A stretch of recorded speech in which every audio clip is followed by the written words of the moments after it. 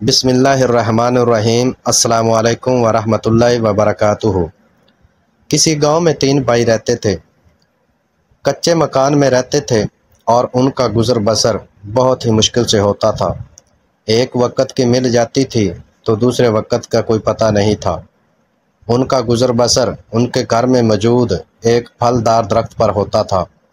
جس موسم میں پھل لگتے تھے تو 2 وقت کی مل جاتی تھی، مگر جب پھل ختم ہو جاتے تھے تو ان کا گزر بسر اور ہی مشکل ہو جاتا تھا۔ ایک دن ان کے گھر میں ایک اللہ والا مہمان بن کر آ گیا۔ وہ بہت پریشان ہوئے لیکن چاہتے تھے کہ مہمان کو کھانا ضرور کھلایا جائے۔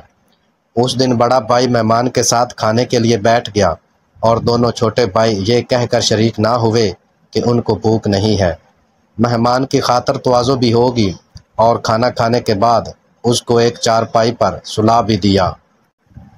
آدھی رات کے وقت جب تینوں بھائی سو رہے تھے تو مہمان اٹھا اور اس نے ایک کلہاڑے کی مدد سے درخت کو کاٹ دیا اور اپنی اگلی منزل کی طرف روانہ ہو گیا۔ صبح اس گھر میں کوہرام سا مچ گیا۔ سارا محلہ اس مہمان کو کوس رہا تھا جس نے اس گھر کی واحد آمدن کو بھی کاٹ دیا تھا۔ لوگ بہت پریشان تھے۔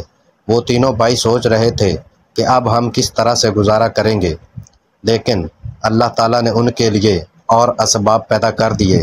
چند سال بعد وہی مہمان دوبارہ اس گاؤں میں آیا تو دیکھتا ہے کہ جس جگہ پر بھوک اور افلاس کے ڈیرے تھے وہاں پر تینوں بھائیوں کے الگ الگ عالی شان مکان بنے ہوئے ہیں۔ اس نے ان کے گھروں میں دستک دی اور ان کے پاس گیا اور جا کر دریافت کیا کہ میں آپ کے ہاں ایک دفعہ رات کو مہمان بن کر آیا تھا، تو اس وقت تو آپ کے گھر میں فاقہ کشی تھی، تو ایسا کیا ہوا ہے کہ اب آپ لوگوں کے حالات چینج ہو گئے ہیں؟ تو انہوں نے جواب دیا کہ ایک اللہ والے کی وجہ سے ہماری تنگ دستی ختم ہو گئی۔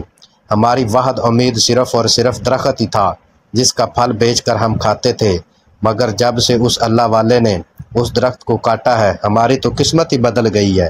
ہم نے اس اسباب کو ختم ہونے کی وجہ سے دوسرے اسباب کو تلاش کرنا شروع کر دیا اور اللہ تعالیٰ نے ہمارے رزق میں اتنی برکت ڈالی ہے کہ آج ہم نے اتنے بڑے بڑے الگ الگ عالی شان مکان بنا لیے ہیں۔